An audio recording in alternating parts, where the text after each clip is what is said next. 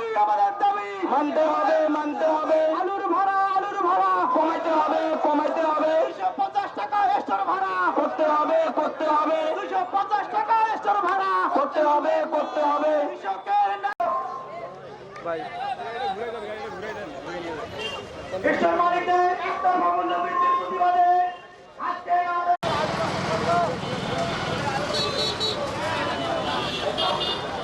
সম্মানিত কৃষকরা আমরা শান্তিপূর্ণভাবে মানববন্ধন ও রাস্তা অবরোধ কর্মসূচি শান্তিপূর্ণভাবে আমরা পালন করব। কোন প্রকার বিশৃঙ্খলা আমরা করব না।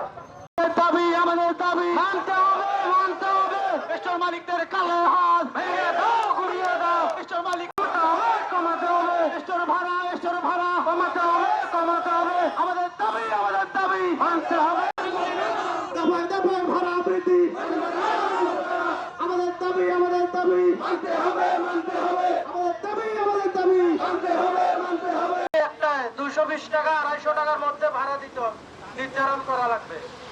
আমাদের দাবি একটাই, কৃষক বাঁচলে দেশ বাঁচবে।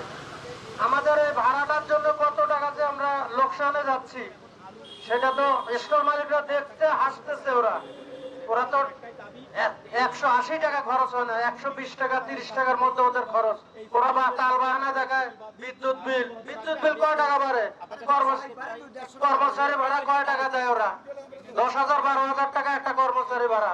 ওই জন্য কি ভাড়াও 435 টাকা কাটবে? এইভাবে তো আমরা মানবো না। আমাদের ন্যায্য দাবি আজকে আমরা আদায় করে যাব, দরকার হয় আমরা রোডে শহীদ হয়ে যাব। আমরা এখানে অতিরিক্ত আলুর ভাড়া বৃদ্ধির প্রতিবাদে আজকে আমরা এখানে দাঁড়াইছি। আমরা কৃষক, আমাদের আজকে মাঠে থাকার কথা, কিন্তু সেখানে আমরা আজকে রাজপথে আমরা আসছি। এই কোল্ড স্টোর মালিক যারা আছে, এই সিন্ডিকেটের কারণে এই আলুর আজকে এই অবস্থা।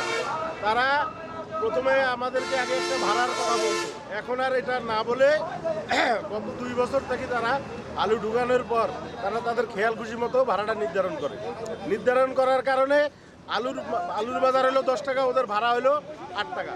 এই যদি অবস্থা হয় তাহলে কি যারা আমরা কৃষক আছি আমরা কি বাঁচবো?